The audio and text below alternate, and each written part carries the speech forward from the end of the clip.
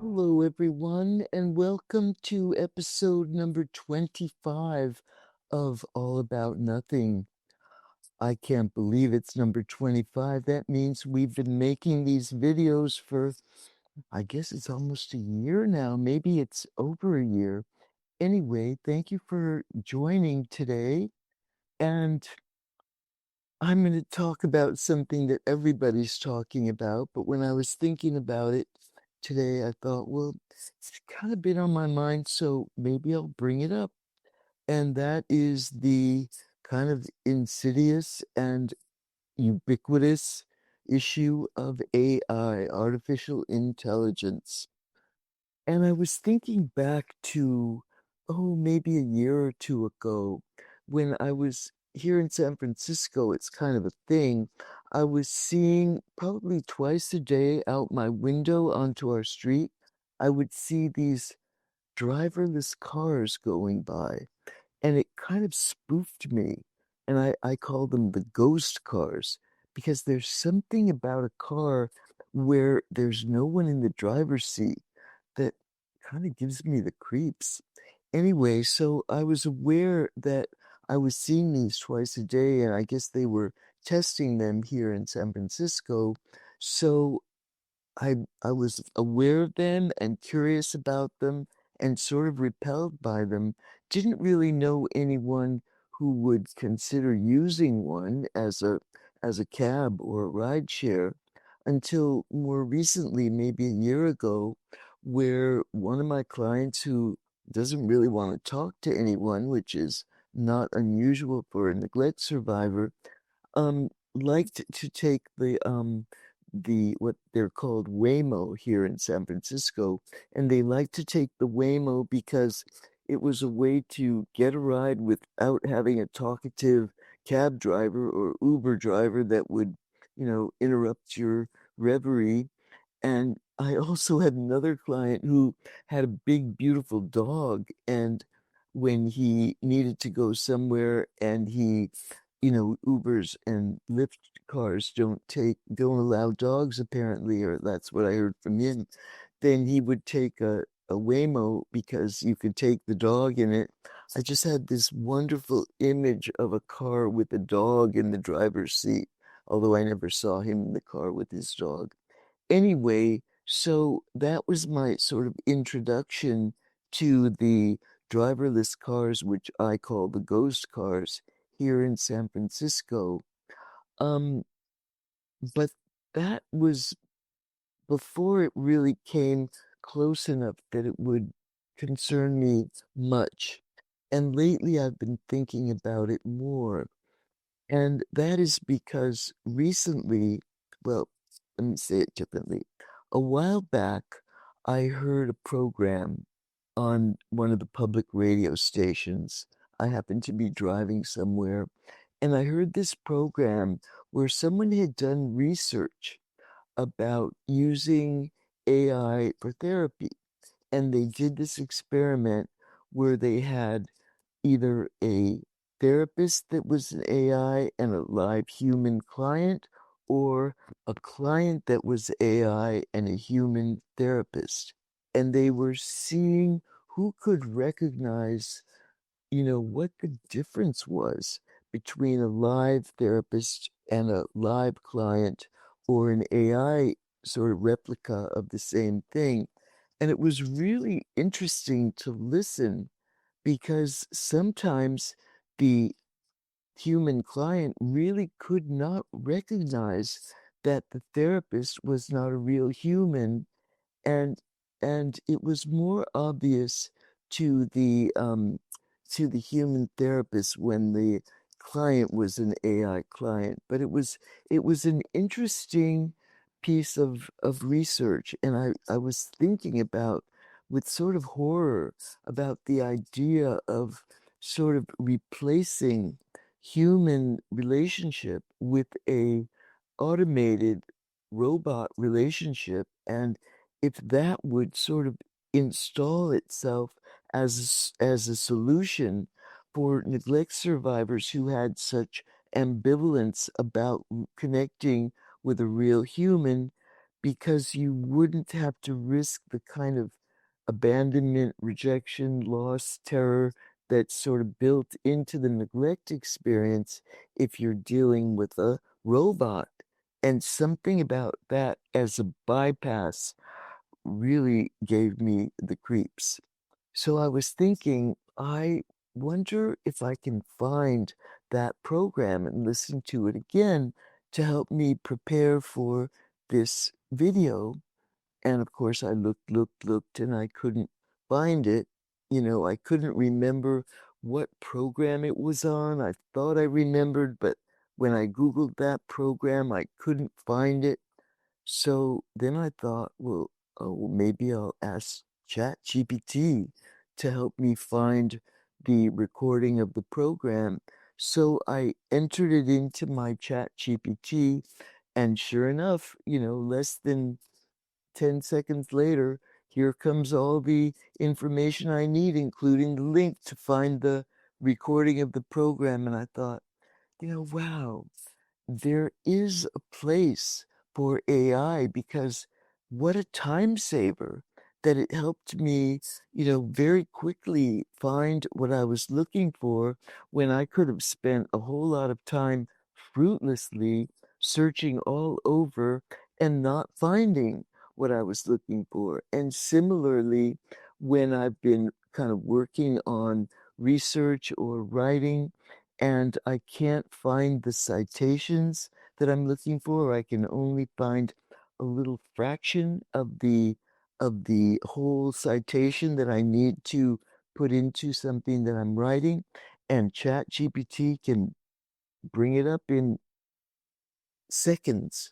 And I just think, wow, there really is a place for this, and sort of locating what I feel safe with, what I feel comfortable with, because I don't feel comfortable with the AI substituting for a human connection and for a human being in the car with me, even though my husband said the driverless cars are probably safer than most drivers in this town.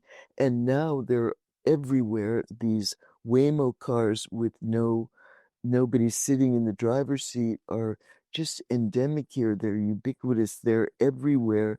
And so I see these ghosts all over the street that sort of give me pause. But you know what? It's becoming a thing here in this town, and I don't know as much about other places as I do here. I know that, years ago at a sex therapy conference, I saw a video of a robot assisted surgery where the robot was helping with these very delicate surgeries of, parts of a human body that are so delicate where it's really a problem if you make a mistake, but the robot is much more controlled and so can do these very delicate sexual, surgeries safely. And I thought, wow, well, there's a place for that. And I also heard, well, actually, recently in one of my personal relationships, and I was sort of bemoaning how much work I have to do in this book deadline that I have. And so my colleague friend said, well, why don't you use AI and just plug your outline into the chat GPT and let them write it for you? And not only was I horrified, but I was kind of hurt. It was like, well, my writing is like art to me. So to have it, the robot do what I'm doing, which is very personal, which is very painstaking, which is very emotional, which is very creative to me, to have a robot take that over, it certainly it kind of offends me and also horrifies me at the idea that, writing, could be taken over by robots. And my art, my creativity, my thinking can be readily replaced by a machine. And I know there's a lot of people's work being co-opted and stolen and, put up on all kinds of places as, as authentic, as unique, as personal publication. And it horrifies me to think that, AI could be taking over people's creativity and people's art. And I recently read a book about this by an author. I can't remember her name right now, but I'll put it in the session notes, the intro to this video. It was a book called Searches, and it was about a woman who's written a lot of books, and she was writing another one, and all the way through she was consulting with AI about sort of commenting on what she had written. And so there's this running dialogue with ChatGPT going on through the book, and there are very personal stories in the book because she lost her sister when she was in high school in a way that was very personal and very traumatic and very painful.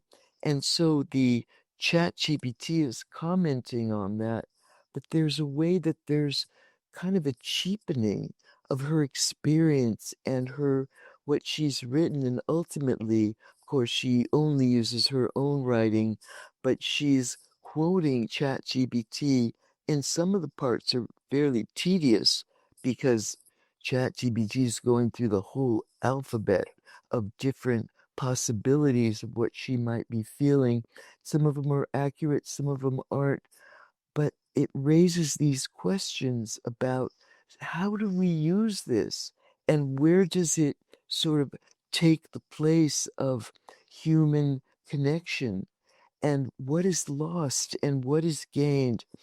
And I continue to have horror and also concern because I know that, many people use spirituality as a kind of bypass for um, human connection.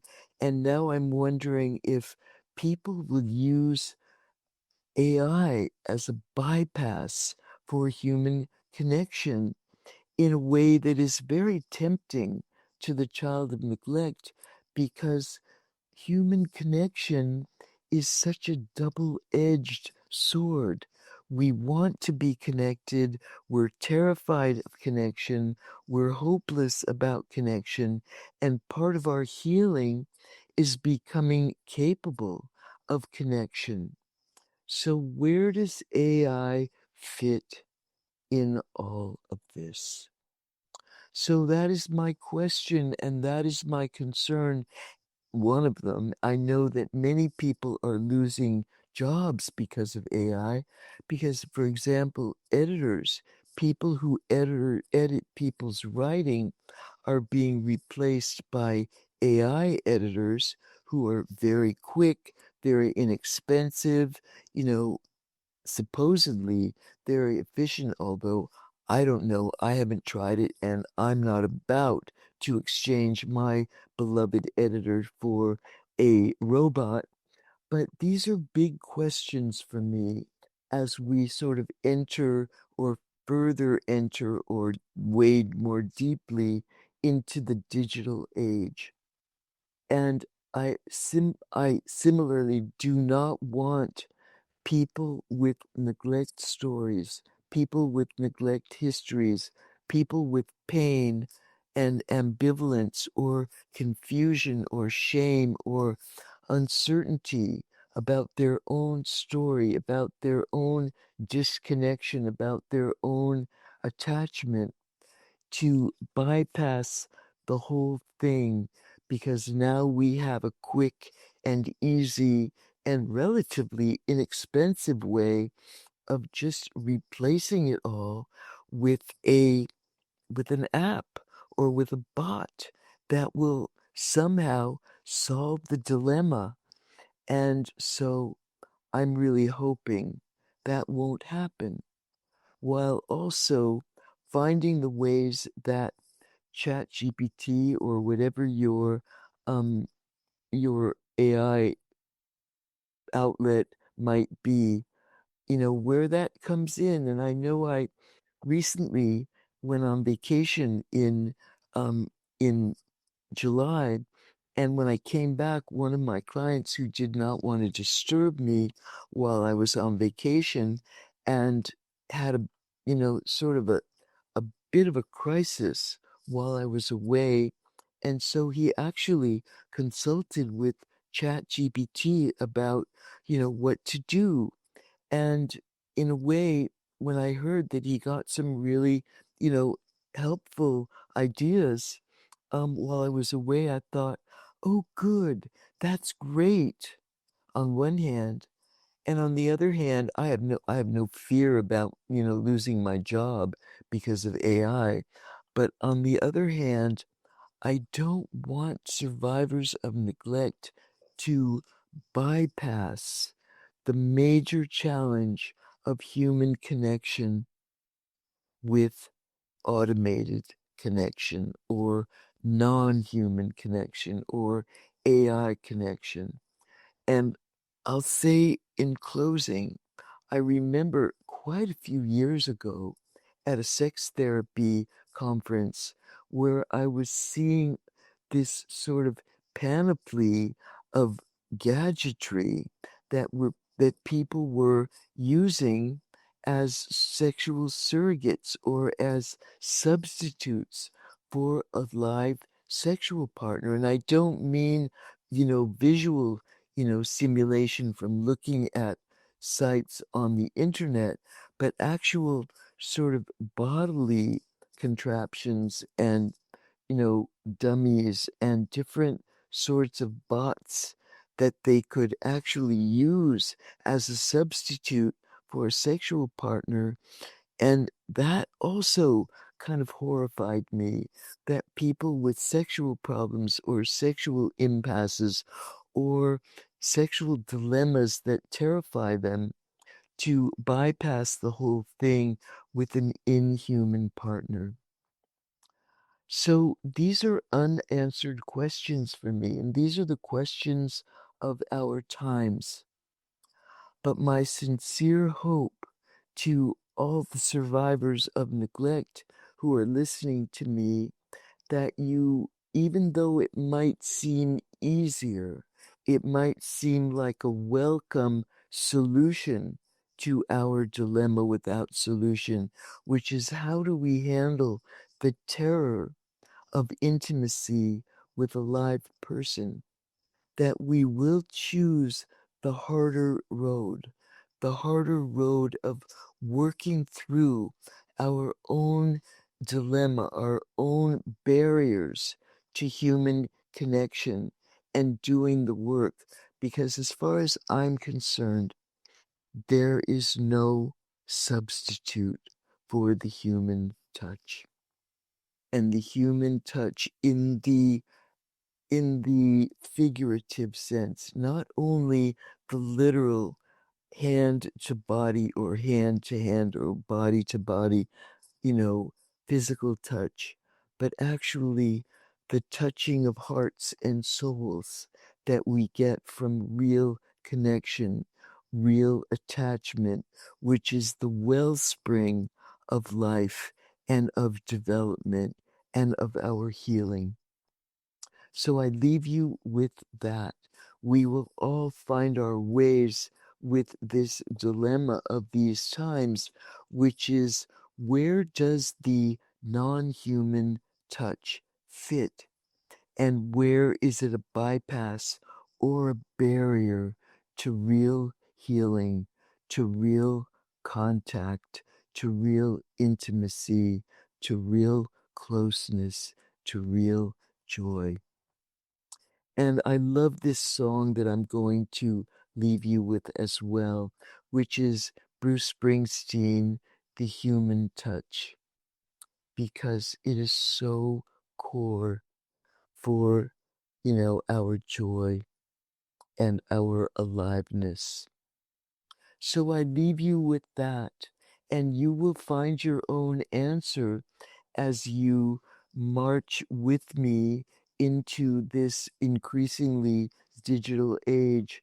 And as an old person or an older person, I know that I won't be around for the full extent of where this is going, but I will certainly be around for parts of it, and it's evolving quickly. And now the Waymos, the ghost cars are everywhere in this town, and you'll see whether you see them more and more in your town and what your stance is about this whole sort of constellation of AI. So I leave you with that, and I can't deny that the the internet enables me to connect with you.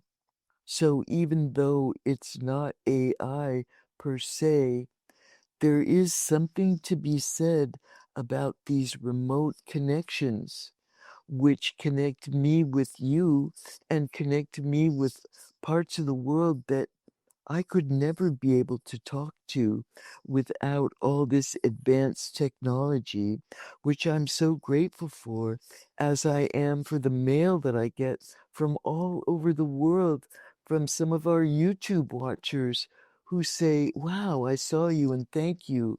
And I love hearing from you, and I love knowing more about you, and also that we are connecting. And as survivors of neglect, it's hard to believe that there's somebody out there that I can't see, or there's somebody coming to listen to me, especially someone I can't see. But you know what? I'm starting to really know it. I can't see you, but I know you're there. So thanks for joining us today, and you will sort of find your way with these questions as I will.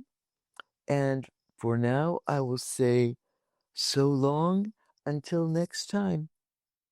Bye bye.